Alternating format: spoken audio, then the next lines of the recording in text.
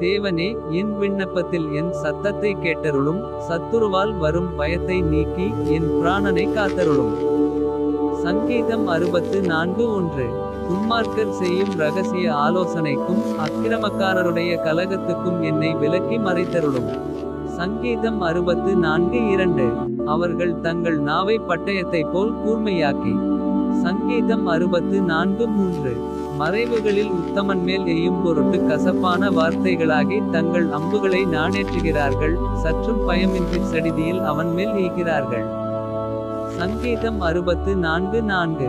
அவர்கள் பொல்லாத காரியத்தில் தங்களை உறுதிப்படுத்திக் கொண்டு மறைவான கண்ணிகளை வைக்க ஆலோசனை பண்ணி அவைகளை காண்பவன் யார் என்கிறார்கள். சங்கீதம் 64:5. அவர்கள் நியாயக்கேடுகளை ஆய்ந்து தேடி தந்திரமான யோசனை நிறைவேறும்படி பிரயத்தனம் பண்ணுகிறார்கள். அவர்களில் ஒவ்வொருவனுடைய உட்கருத்தும் இருதயமும் ஆழமாயிருக்கிறது. சங்கீதம் 64:6. ஆனாலும் தேவன் அவர்கள் மேல் அம்புகளை எய்வார். சடிதியாய் அவர்கள் காயப்படுவார்கள். சங்கீதம் 64:7. அவர்கள் தள்ளப்பட்டு கீழே விழும்படி அவர்கள் நாவுகளே அவர்களை கெடுக்கும். அவர்களை காண்கிற யாவரும் ஓடிப்போவார்கள். சங்கீதம் 64:8. எல்லா மனுஷரும் பயந்து தேவனுடைய செயலை அறிவித்து அவர் கிரியையை உணர்ந்து கொள்வார்கள். சங்கீதம் 64:9.